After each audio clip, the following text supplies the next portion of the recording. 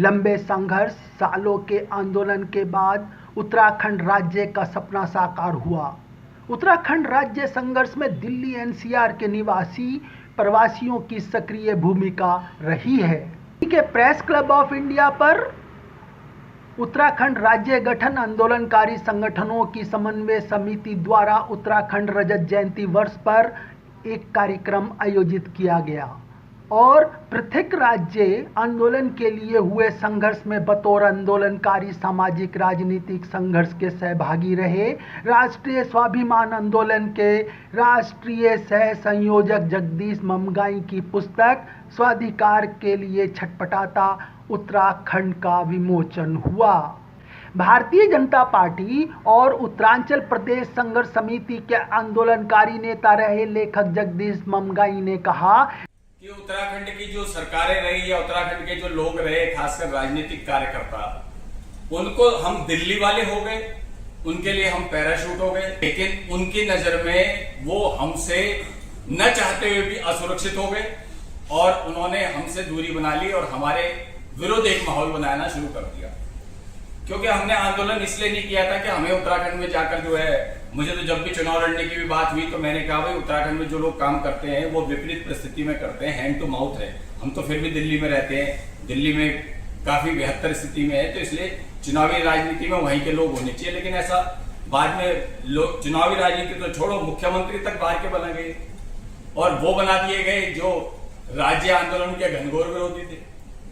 तो स्थिति हाथ से निकलती चली गई और हाथ से निकलती चली गई तो वो छटपटाहट जो है काफी समय से है। लेकिन चूंकि अब 25 साल रजत जयंती मना रही है और उत्तराखंड के सरकारें शासन अपनी पीठ थपथपा रहे हैं कि हमने बड़े तीर मार दिए और जिन उपलब्धियों का वो जिक्र करते हैं, जब उन उपलब्धियों की समीक्षा की जाती है तो दिखता है कि पहाड़ तो छला गया है, पहाड़ तो बिल्कुल ऐसी स्थिति में है कि जो शायद उत्तर प्रदेश के साथ रहते हुए भी नहीं थी।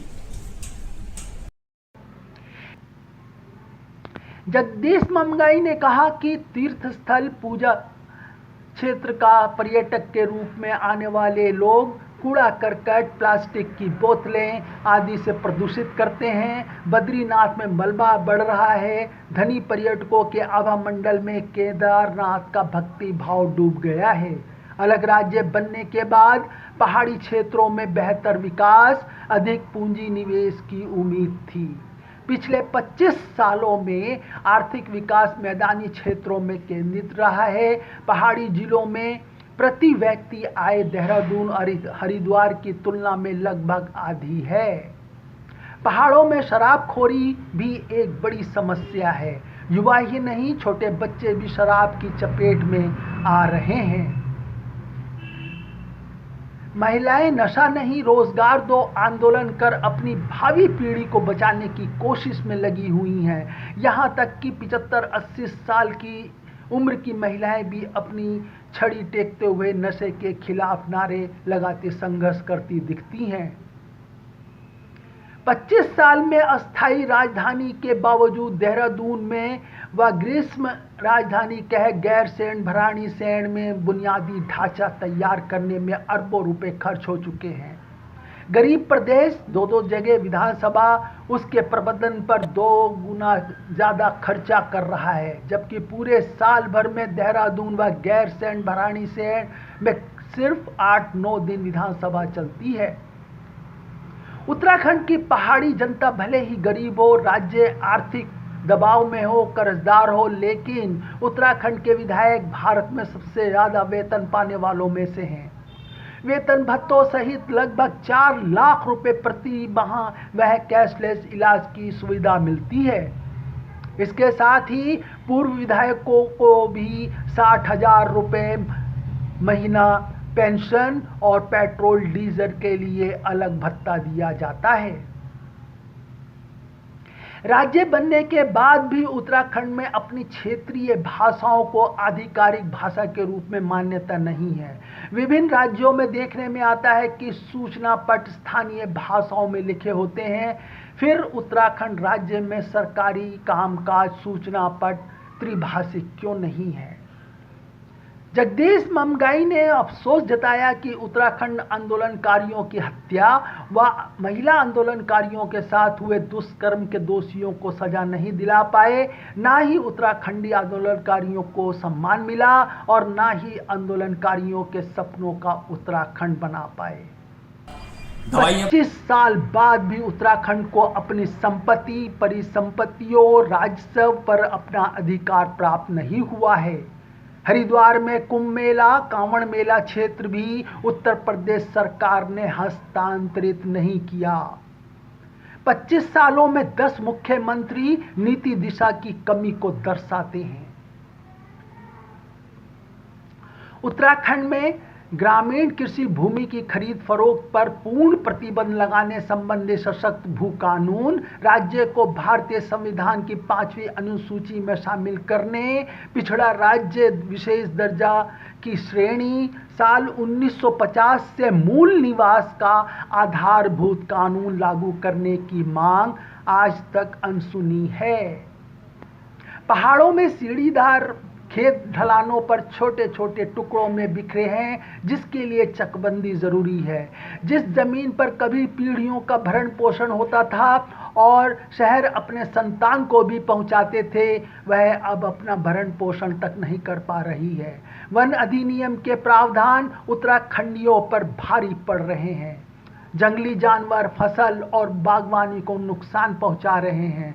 वनों में पेड़ कटने, उजाड़ने, निर्माण के चलते जानवरों को अब जंगलों में भोजन नहीं मिल रहा, जिसके कारण जानवर इंसानी बस्तियों पर हमला कर रहे हैं। जंगली सूअर, लंगूर, बंदर, बाघ, गुलदार सहित सैकड़ों लोगों पर हमला कर उन्हें घायल कर चुके हैं, लोगों की जान तक ले चुके हैं।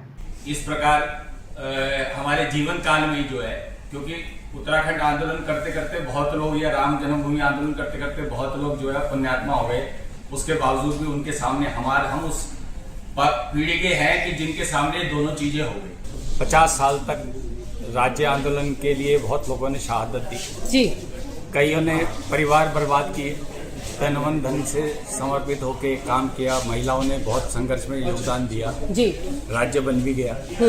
लेकिन बनने के बाद अगर राज्य के लोगों की आंखों में खुशी नहीं है, उल्लास नहीं है, या आज भी वहाँ रोजगार की स्थिति वही है, पलायन बढ़ गया, बिल्कुल आर्थिक स्थिति जो है बिगड़ती चली गई, खेत नहीं रहे, जंगल नहीं रहे अपने अधिकार के, पानी बिजली सब पे अधिकार केंद्र का, उत्तर प्रदेश का, तो फिर राज्य बनने के बाद सिर्फ भूमि का टुकड़ा राज्य नहीं होता, राज्य सर्वांगीण होता है, और सर्वांगीण का अभाव है। और उसके लिए वहाँ उत्तराखंड में जो लोग रह रहे हैं वो, या उत्तराखंड के लोग देश भर में जो रहते हैं, उनके मन में छटपटाता है, खासकर आंदोलनकारियों के, कि हमने क्या इस चीज के लिए आंदोलन किया था, क्या इस स्थिति के लिए आंदोलन किया था कि एक माँ अपनी बेटी को जो है वैश्यावृत्ति करवाई, क्या इसके लिए हमने आंदोलन किया था?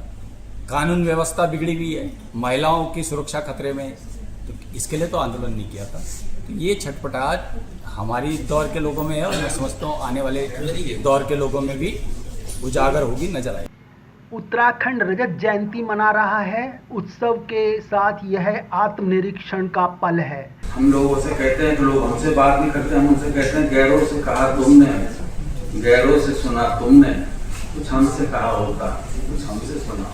स्थिति बहुत खराब है। वीर भरो विद्वानों की धरती, भारत मावे नमन कर दे, रामे राजू लाजन पवित्र चय माटी से। ये जो पुस्तक है स्वाधिकार के लिए छटपटाता उत्तराखंड, इसकी हमको बहुत दिलचस्पी से प्रतीक्षा है, बहुत बेसब्री से प्रतीक्षा है कि ये पुस्तक आएगी, और इसमें उन तमाम तरह के 25 साल का जो एक कच्चा चिट्ठा इस उत्तराखंड के संदर्भ में हम लोग जो महसूस करते हैं, या जिन सपनों को लेकर के हमने इस उत्तराखंड राज्य को, प्रशासनिक विफलता है। प्रशासनिक विफलता इसलिए है कि आपने राज्य कागजों में तो बना दिया, पर अधिकार दिए नहीं, पानी पे, बिजली पे, सिंचाई पे अधिकार उनके पास नहीं है, हिल कैडर दिया, हिल स्टेट को माना नहीं, विशेष राज्य का दर्जा दिया नहीं, भू कानून का वहाँ सशक्तिकरण किया नहीं। तो जो प्रशासनिक अभाव है, केंद्र के अगर विशेष राज्य बना होता तो इनकम टैक्स में दूसरी चीजों में हिस्सेदारी बढ़ती, सेंटर पैसा ज्यादा मिलता, वो नहीं मिल रहा। पूरे हिल स्टेट, हिमालयन स्टेट जितनी है, जम्मू कश्मीर से लेकर नॉर्थ ईस्ट तक, सबको कुछ ना कुछ बेनिफिट मिल रहे हैं। 80 सीटें या 5 सीटें, जो केंद्र में सत्ता में बैठते हैं लोग, उनका गणित ये है कि भैया 80 सीटों की प्राथमिकता है, 5 की नहीं है। 5 में से अगर चली भी गई तो 80 पे फोकस ज्यादा है। और आज तो भी अधिकार जो स्वाभाविक मिलने ही चाहिए थे, वो योगी जी के टाइम पे भी कहाँ मिले, किसी के टाइम पे नहीं मिले। क्यों? क्योंकि जो जिस व्यवस्था को करता है, मैंने कहा ना, नेहरू जी जब तक आजादी नहीं मिली थी तो पर्वतीय क्षेत्र के अधिकार की बात करते थे, और जब आजादी मिल गई तो जो राज्य पुनर्गठन आयोग बना, उसमें प्रधानमंत्री और गृह मंत्री ये अवरोधक थे उत्तर प्रदेश को बांटने के। तो नेहरू जी खुद उत्तर प्रदेश से आते थे। तो सर, एक सवाल उठता है कि कैसे ये व्यवस्था में परिवर्तन होगा, कैसे उत्तराखंड एक सभ्य तरीके से उभर के आएगा? देखिए, इसमें मुख्य भूमिका तो केंद्र सरकार की है, क्योंकि जब 2 बिल्लियों में लड़ाई है उत्तर प्रदेश और उत्तराखंड में, तो अपनी सुविधा से तो कोई अपने अधिकार या अपनी पावर को छोड़ेगा नहीं। तो ये जिम्मेदारी थी केंद्र सरकार की कि वो इन जिम्मेदारियों को बंटवारा ठीक से करती। आप बताइए कि आज तक 25 साल हो गए, जो रिटायर हो रहे हैं, पेंशन जिनको मिलनी है, उसका पेंशन पैसा तब जाता है जब उनकी रिटायरमेंट होने लगती है उत्तर प्रदेश से। पूरा नहीं दिया उन्होंने, तब किस्त बार देते हैं कि अच्छा इस बार तुम्हारे 100 लोग रिटायर हो रहे हैं, तो इन 100 का जीपीएफ और इन 100 का जो पैसा है वो हम भेज रहे हैं, और उसके लिए भी कागज खत्ता चलता रहता है। इससे ज्यादा लगाओ कि सुप्रीम कोर्ट ने कि उत्तर प्रदेश का मुख्यमंत्री भी उत्तराखंडी है,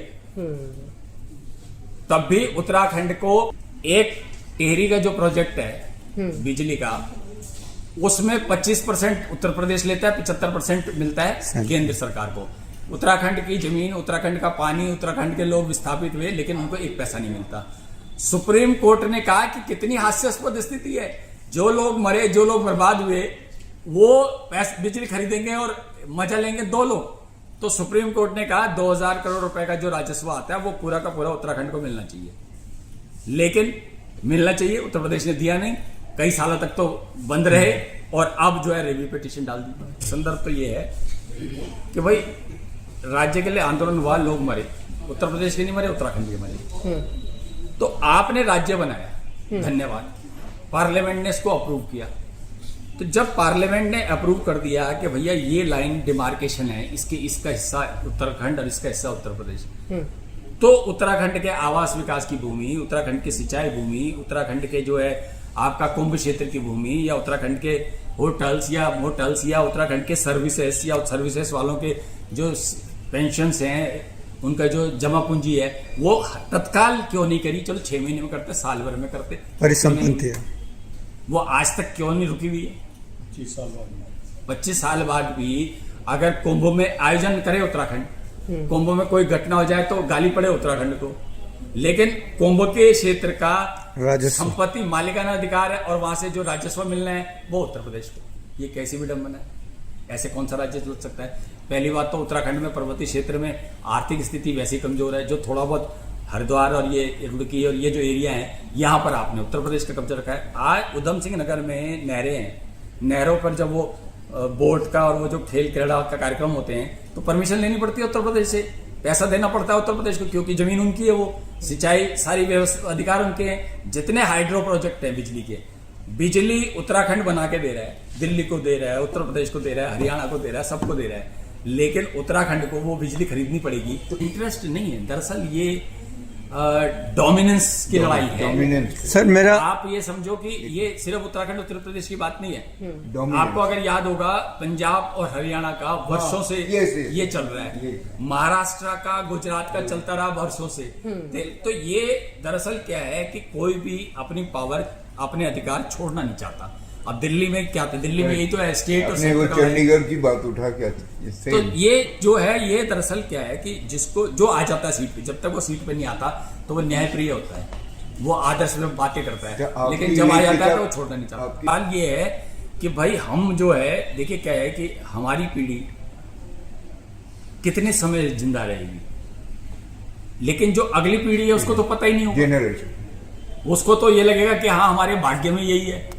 अब वो फिर नए आंदोलन की तैयारी करे। अलग हम अपने अनुभवों को शेयर कर रहे हैं उनके साथ, या ये कह सकते हो कि आज हमारे बहुत सारे आंदोलनकारियों के बारे में आता है कि वो हुतात्मा हो गए। पर ये है, दूसरी बात ये है कि ये सवाल इस बात के लिए भी नहीं है कि पावर शेयरिंग का, ये इस बात के लिए भी है कि हिमालय बर्बाद हो रहा है। आप जितनी भी परियोजना बना रही हो, उन परियोजनाओं को सीधा इफेक्ट किस पे पड़ रहा है? हिमालय में ग्लेशियर्स जो है मूव कर रहे हैं या बह रहे हैं। बहुत सारे आपदा 2013 के बाद से इस वजह से भी आई है कि हिमालय अपना स्थान छोड़ रहा है, ग्लेशियर्स अपने स्थान छोड़ रहे हैं।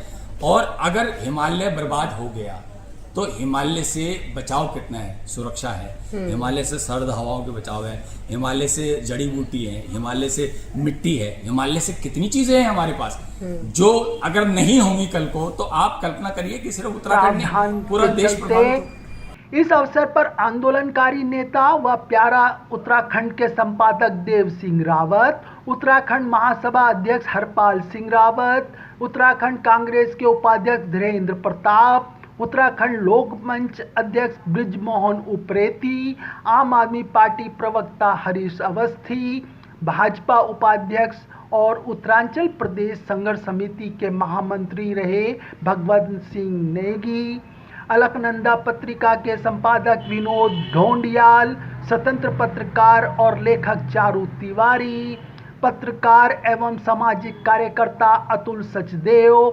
पत्रकार व्योमेश जुगरान, खुशहाल जीना सहित कई आंदोलनकारी संगठनों के नेता, पत्रकार, शिक्षाविद और सामाजिक कार्यकर्ता मौजूद थे।